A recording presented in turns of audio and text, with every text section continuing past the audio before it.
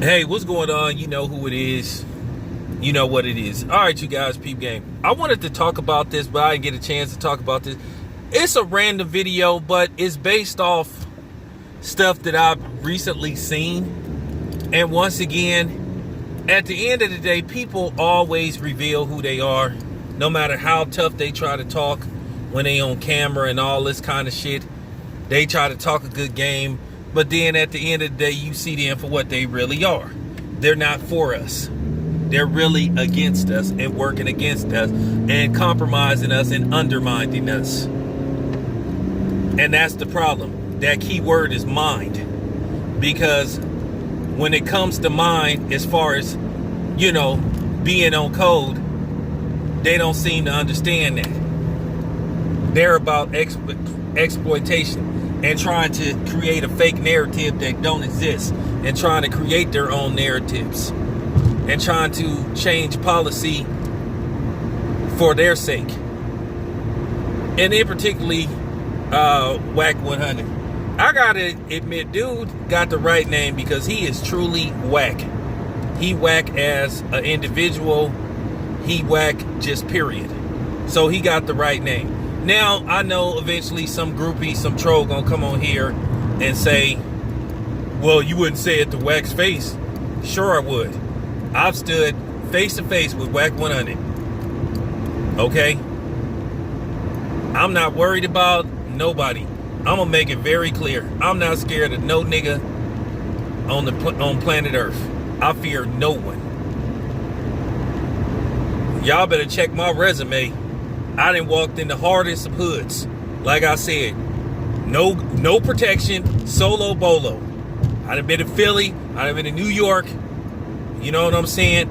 I done been to LA, Sacramento, Stockton. Lived in the hardest areas.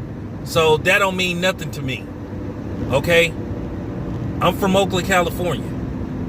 I done seen gangs, turf niggas all my fucking life. Second nature to me. So, doesn't bother me. Like I said before, you better check my resume.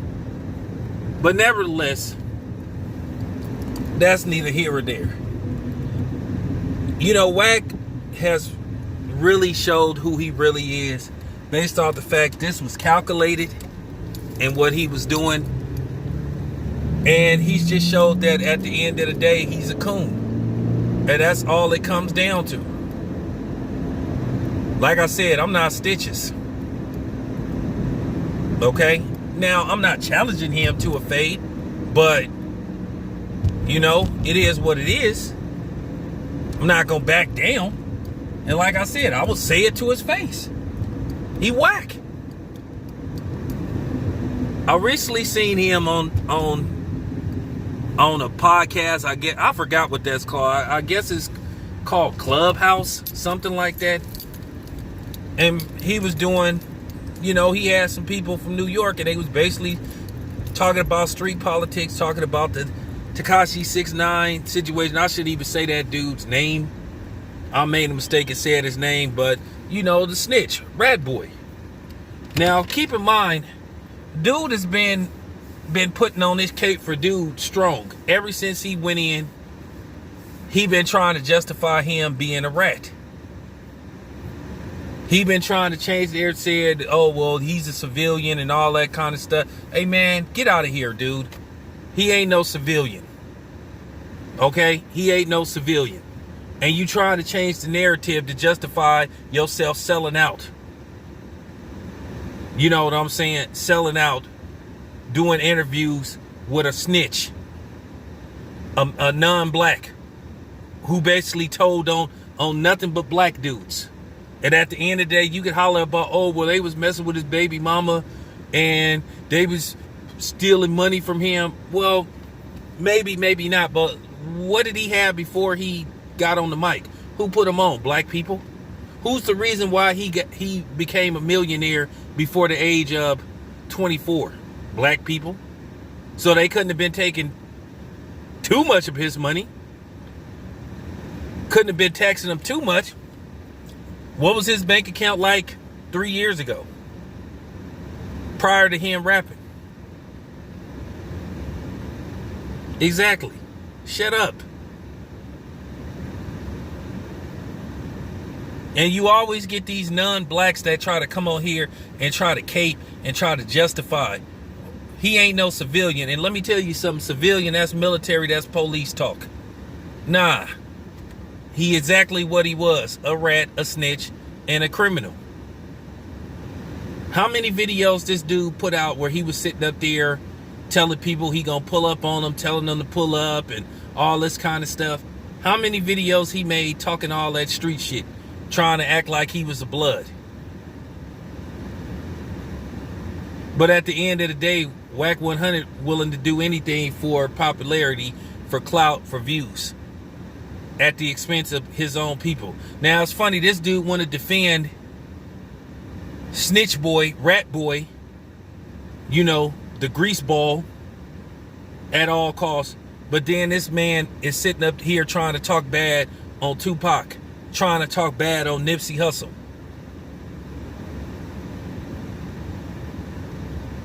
You know, brothers that lost their lives, that's not here. But he want to defend a non-black snitch Mexican that destroyed the lives of many black people, that put on for him, that vouched for him. But then again, this is what black people get for always sitting up here wanting to extend the hamburger helper hand to people that don't give a damn about them. I keep trying to tell black people, you could have friends, but you ain't got no allies, because friendship go only so far. These people ain't willing to die for us. All this stuff about they was protesting for George Floyd and all this kind of stuff. Well, what if the police would have started letting off shots? I bet you they wouldn't have jumped in front of none of them black people to take a bullet. So stop the fronting. We've never had any allies. We on our own. Like I said before, black people, a lot of black people unfortunately think ass backwards. Like I said before with this whole N-word thing, we actually are attacking other black people who are asking and pleading and telling non-blacks and whites not to use that word. But you got black people that'll sit up there and say, well, he cool. He grew up around black people. So what you expect? I'm not trying to hear that shit. You could grow up around whoever you want, but at the end of the day, what do your identification say? If your identification say you ain't black, then you ain't black. If it say anything other than black, you ain't black. So let's not try to play these games like things is the same between us. Because like I said, these other minorities don't ride for us. Like I said, they like our culture, but they just don't like the people behind it, who's creating it. Nah, they don't like that, but they'll exploit it for profit. Like I said, everybody makes money off of us except us. And then due to the fact when we try to put stuff together for us, it's a you know what I'm saying, we be at a crossroads. When some black people, when they open a business, they don't run it like a business. And then when black people open a business and try to run it like a business, you got people that want to treat it like this business is their homeboy and they think they always supposed to get the hookup. So at the end of the day, in certain situations you set up to fail. It's very hard to make it as a black entrepreneur and starting a black business, especially when you're trying to do wholesale products. Because it's been proven that they'll try to sell stuff a little bit higher to you based off what they'll sell their non-black counterparts. Well, guess what? If they sell it to you on the high, you have to sell it on the high. And then a lot of times you're not going to make the type of money you need to make or survive because they're going to go elsewhere. Keep in mind, black people don't like paying high prices with other black people. They only like doing that with Gucci and Louis Vuitton. They like only paying high prices with white-owned companies. That's funny. You'll pay $1,000 for some purse. You'll pay $1,000 for a damn purse or a backpack or some shit like that. But when it comes to a hair bundle, you gonna go to Mr. Wong who's selling it for 10 versus Juanita that's selling it for 15. You want the discount, then you want the plug. So see what I mean? It's sort of like a double-edged sword. It's sort of like we be in positions where we can't win for losing. So I'm just saying. But getting back to Wack 100. Wack 100.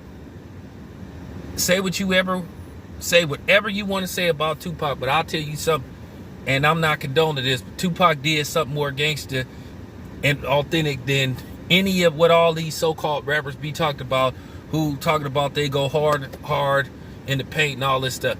Tupac popped, too bad, you know what I'm saying, race soldiers. Popped them. Now, whether he knew they was race soldiers or not, he still had the guts to pop them. Now, I'm not condoning, harm towards the boys, but I'm just making a point. That was the most gangster you could do. So his street cred meter is at 10. Versus the dude, he was about it. He didn't talk about it, he did it.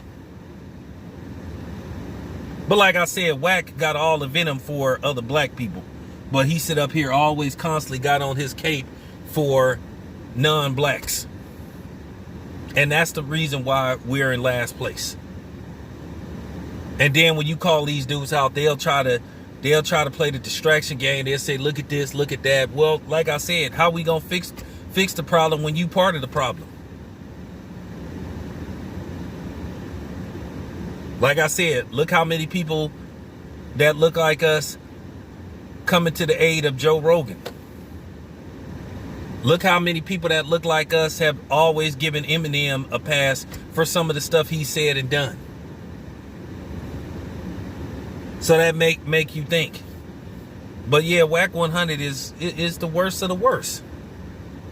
He always got something negative to say about other black people.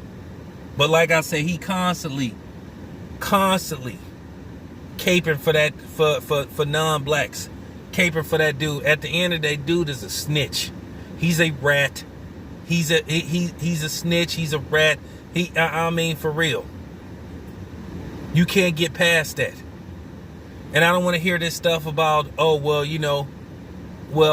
he's not black, so in his culture, it's okay for you to snitch on people that ain't black. But then he tries to align himself with black culture. He don't really align himself with Mexican culture, and that's why a lot of the Mexicans don't fuck with him and don't want to have nothing to do with him. They don't respect him.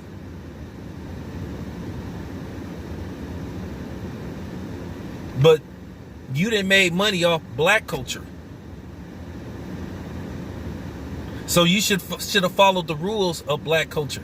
Like I said, every time you looked around, this dude was calling somebody out, trying to start beef with people, doing his fake pull-ups.